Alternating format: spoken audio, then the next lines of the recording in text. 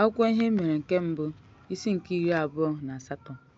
Ugbu a Devid kpọkọtara ndị isi niile nke ndị otu egwu ndị na-ejere eze ozi, ndị isi nke puku kwụrụ puku na ihe onwunwe na akụ niile nke ndị isi nke Peninnis, ndị isi niile na ndị nke ụmụ ya na ndị na-eje ozi, ndị dike na ndị ikom niile guzoro n'ụkwụ ya wee sị, “Nụrụnụ ike na Jerusalem, eze Devid na ụmụnne m na ndị m.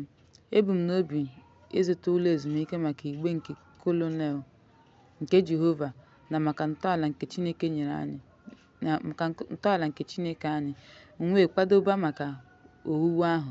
Mana Chineke gwara m, ị gaghị azụta ụlọ maka aha m, n'ihi na ị bụ nwoke agha ma wufuo ọbara.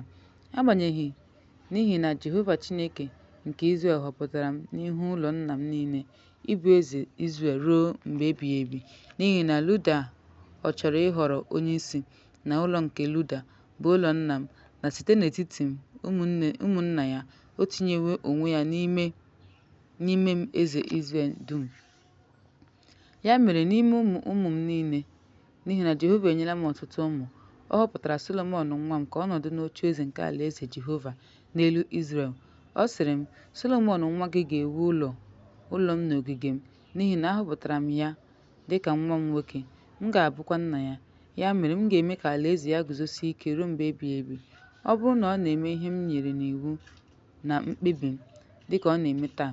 Ya mere, n'ihu Izrel niile, nzukọ Jehova, na n'ihu Chineke anyị, debe iwu niile nke Jehova bụ Chineke gị, ka ị wee nweta ala ọma ama kenye ya ụmụ gị mgbe ị nwụsịrị ruo mgbe ebighị ebi.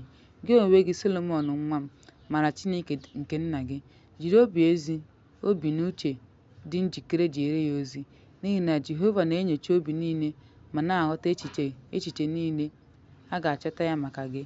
Ma ọ bụrụ na ị hapụ ya, ọ ga-achụpụ gị ruo mgbe ebighị ebi. Ugbu a lezie n'anya, n'ihi na Jehova nwere ụlọ ya. Ya mere ọ họrọ gị ịzụta ebe dị nsọ ahụ.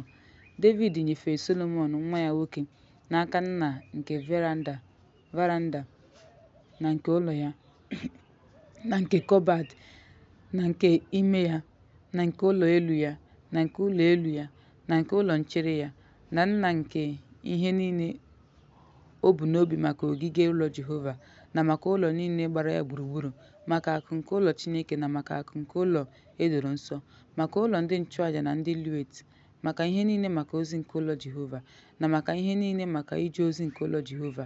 O mere ihe dị arọ ọlaedo maka ịchọ ọlaedo, maka ihe niile dị iche iche nke ọrụ, na ihe dị arọ ọlaọcha maka ihe niile dị iche iche nke ọrụ, ọkwa ọlaedo maka oriọna na oriọna maka oriọna ha, dịka ịdị arọ nke oriọna ọbụla na ihe mkpuchi ya. O tinyere ihe ndọba oriọna silk dịka ịdị arọ nke oriọna na oriọna ha, dịka ọnụ ahịa nke oriọna ọbụla si dị, ọkwa ọlaedo maka tebụl achịcha, maka tebụl ọbụla na ọlaọcha maka tebụl ọlaọcha, ọkwa ọlaedo maka nkọ anụ na iko na efere, na ntọala ọlaedo maka ntọala ọbụla, na ntọala ọlaọcha, ntọala site n'ịdị arọ maka ntọala ọbụla, na maka ebe ịchụ àjà nke nwere ezigbo ọlaedo na ịdị arọ, na ọlaedo maka nna nke ụgbọala nke cherubim nke gbatịrị agbatị, ma kpaa igbe nke okpueze Jehova. Ihe a niile ka o kwuru site n'akwụkwọ ozi sitere n'aka Jehova, nke mere ka m ghọta ọrụ niile nke Patamelị ahụ. Devid gwara Solomọn nwa ya nwoke sị, dị ike, nwee obi ike, mee ya, atụla egwu ma ọ bụ tụọ egwu, n'ihi na Onyenwe anyị Chineke, ya bụ Chineke m, nọnyere gị. Ọ gaghị ahapụ gị ma ọ bụ hapụ gị ruo mgbe ị rụchara ọrụ niile maka ozi ụlọ Jehova. Ndị otu ndị nchụaja na ndị Livayị maka ọrụ niile nke ụlọ Chineke ga-anọnyere gị maka ọrụ niile, ya na ndị niile nwere obi nwere onwe na ndị nwere nka na ụdị ọrụ ọbụla, ọbụna ndị isi na ndị mmadụ niile ga-anọnyere gị.